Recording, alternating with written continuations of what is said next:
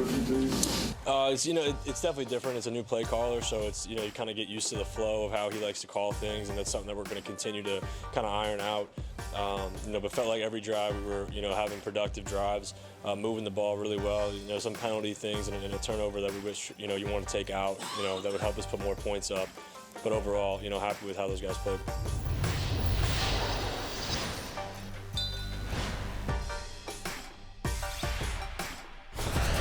Keep it open or close it out. That was Kenny Pickett at the top talking about the Steelers' offense. No longer called by Matt Canada. So, I think Kenny Pickett needs a nickname. I just don't like the name Kenny Pickett. It's kind of uninspiring. He needs something, and it can't be around pick because obviously that's an interception. Right, that's the issue. He needs a marketing campaign because right now it's like, Kenny Pickett threw an interception. Big Ken? Kenny Pickett went 21 for 40. Whatever. Special K? Special K. Touchdown Kenny. K Money? K Money? Yeah, I'm not sure. It needs to be something unrelated to his name, probably like the Iceman or something. Something like that. The ice pick? Yeah, the ice pick. Yeah, again, interception pick. We'll work on it. We'll workshop it for Kenny. Right. It can change his career. Couple more good games, and we'll find a nickname for Kenny Pickett. And then new look Steelers offense. But we'll start with a guy who used to play for the Steelers and now will play against the Steelers in James Conner. You killed us, Kenny. Was you talking about South Park? We can go down the South Park Road on this show once in a while. Yeah. I mean, blame Canada. Yeah, exactly. I'm thinking about the song Kenny by my little homie Kenny died tonight, and it's talking about Kenny from South Park. All right. Anyways, James Conner at the Steelers. As long as we're talking South Park for 10 seconds, my 12-year-old daughters, have this discovered South Park. They've boy. discovered South Park.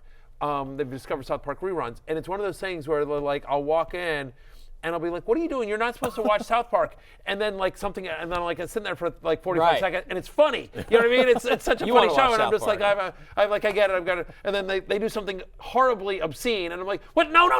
You're 12, darn it!" And I. Anyway, whatever. Goes well with your Walter White in the lab. Yes. What are you gonna do?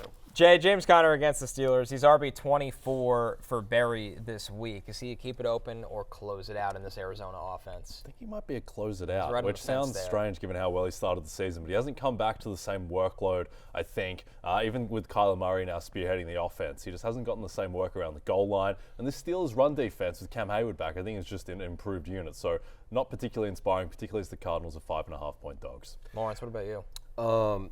Since Kyler Murray's come back, he's had a rushing touchdown in each game. That's taken away from James Conner. Jay alluded, he talked about the Steelers' run defense in the past 3 weeks. Outside of a 40-yard run by A.J. Dillon, they've allowed under 3 yards per carry for 3 straight weeks, so that's concerning. Conner himself running the ball hasn't been bad, still averaging 4.5 yards per carry, but you said opportunity. And the Steelers' run defense is why I'm going to have to close them out. RB26 this week for me. So, yes, I agree with everything all you guys said. And so if we were doing a buy, hold, sell for the rest of the season, he would be a sell for me because it's not just Kyler Murray who's taken some rushing away from him. It's also Clayton Tune. They're using Clayton Tune on kind of their version of the brotherly shove, tush push as well. The other thing that's concerning about James Conner is that in 3 games since returning, he's got 6 total receiving yards. They're not part of the argument for James Conner was that he was going to get receiving work, that he was a true 3-down back. Last year, he got a ton of receiving work. They're just not using him that way this year in that offense. And so he's basically become Gus Edwards, which is a touchdown-dependent first, second down guy that if he doesn't get in the end zone, he's single-digit fantasy points.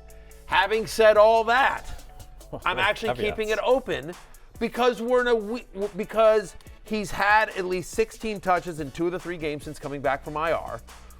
There are 6 teams on a bye this week.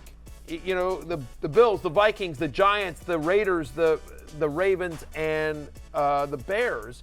And so I don't know that you have the luxury of saying, hey, here's a running back on an offense that isn't awful, that's going to get 15 to 20 touches. Again, the Steelers' defense is really good, but, do we think the Steelers blow out the Cardinals? We don't. You know what I mean? The Cardinals, they barely beat the Bengals. The Bengals are an awful defense, and they had no T. Higgins and no Joe Burrow, and they still won by 6 points. Yep. So I think the Cardinals keep this relatively close, so I'm begrudgingly keeping it open this week because you might be desperate and you need a running back. Again, I'm at running back 24. Like, ideally, you're not starting him. I'm with everything you guys are saying, but, like, I have to sort of still keep it open because it's 15 touches on an offense that isn't awful. That's in fair. a week with 6 teams on a bye. And you think coming off the injury as well, his usage should only scale up as we go later. And also, just by the way, Clayton Tune, this season, so he gets to play the Cleveland Browns defense in his one start, gets completely annihilated, and now his job is to come in for plays where he can get just eviscerated by bodies of linemen collapsing on him. Not great for Clayton Tune. Great role for him, though. You know, he getting reps. He getting his reps. Right. Found his niche. But Clayton Tune, unlike Kyler Murray, is a big guy, like Lawrence Jackson, like Lawrence, Clayton Tune, 2 guys you can bring in. Just a couple of 6'5" guys, you know, doing our jobs. Exactly. Just pushing the ball forward. Our next one here, Jerome Ford against the Rams. He's RB27 this week for Barry. I mean, Jay, with Jerome Ford so far, the production's been steady, but the touches are starting to go down right now. And a Cleveland offense that has a lot of issues, especially under center.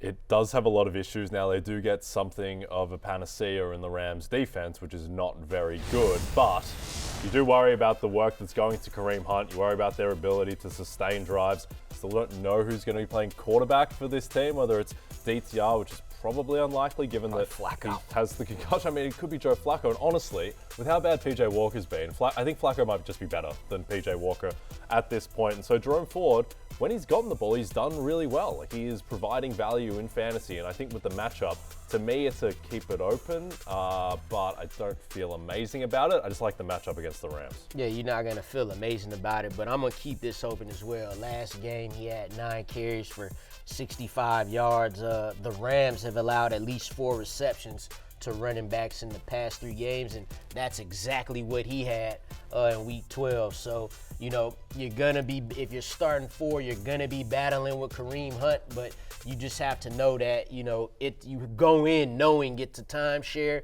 He scored, Ford scored the week before that, so Kareem Hunt's no longer taking all of the goal line touches, so we'll keep it open for Ford this week.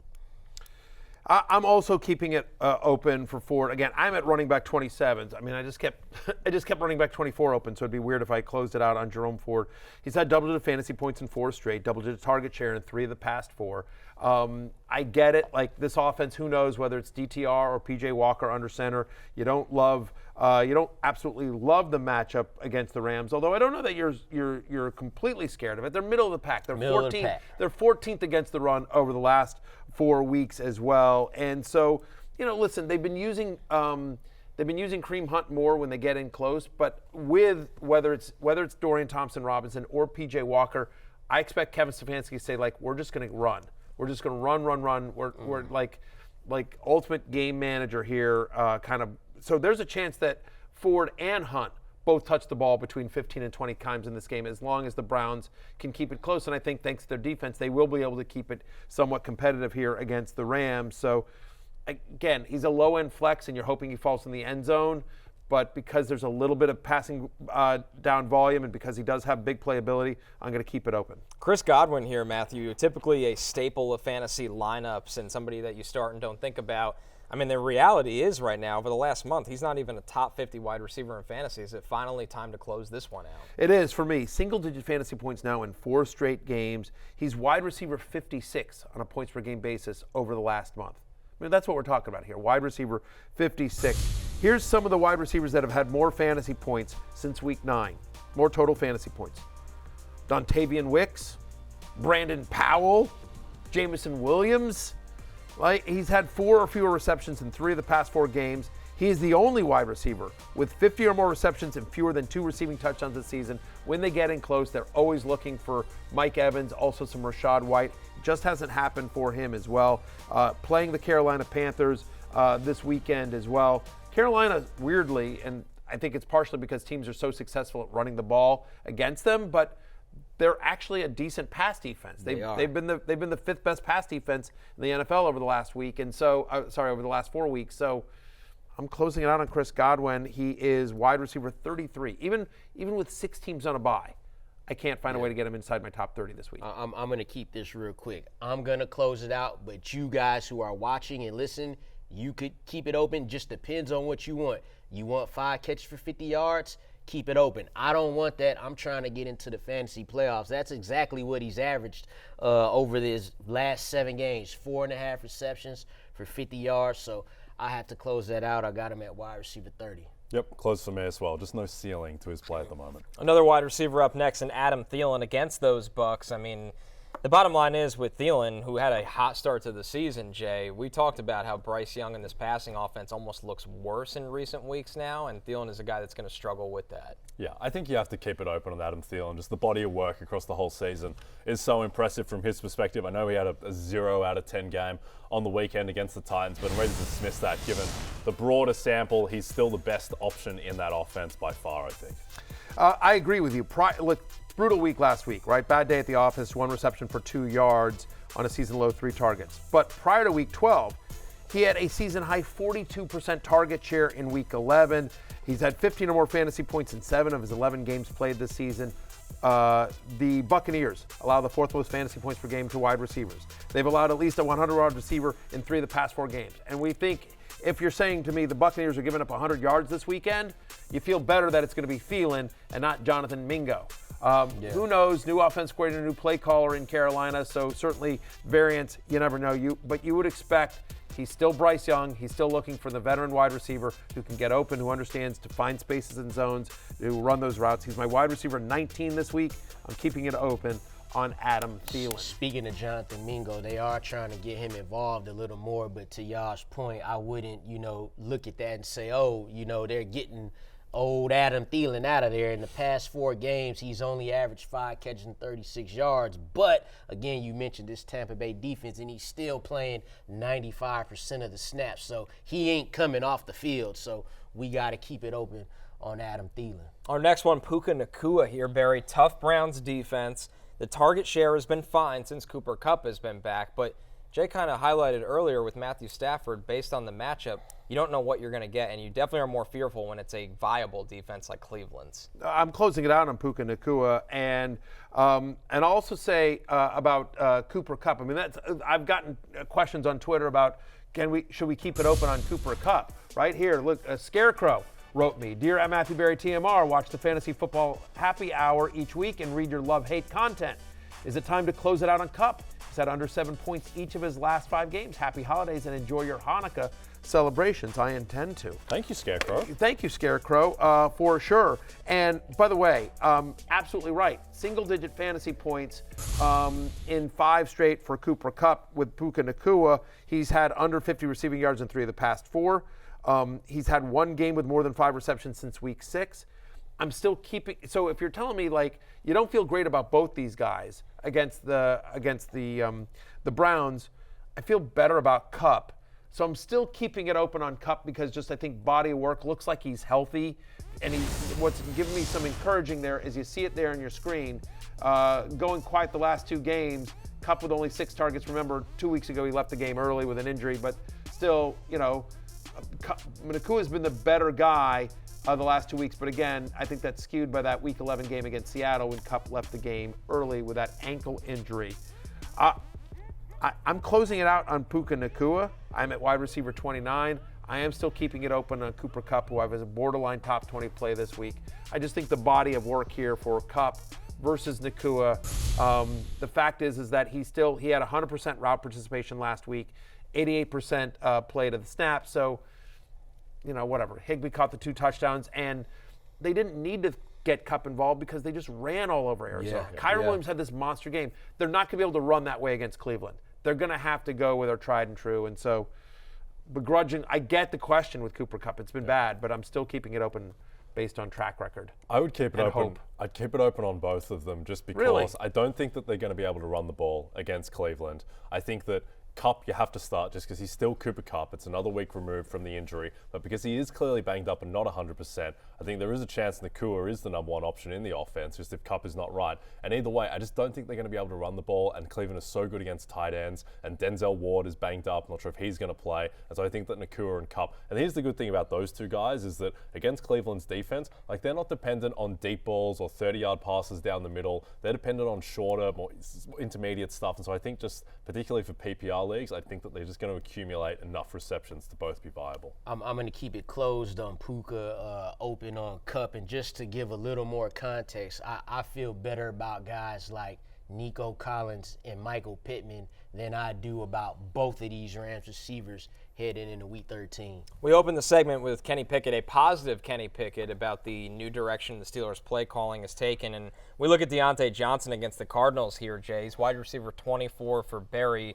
And we know with Deontay, typically a consistent player, but now single-digit fantasy points in 3 straight games. Can you trust him going forward in this one, or is it time to close it out? No, I'd keep it open on Deontay. I still believe in Deontay. And his numbers are skewed last week. Like, he caught a touchdown pass. He literally had a touchdown, and they just didn't challenge it for some reason. And so it was called incomplete. If he has that touchdown, his numbers look a lot better. Arizona pass defense is just an absolute mess, is the main thing. Stafford was able to do whatever he wanted last week.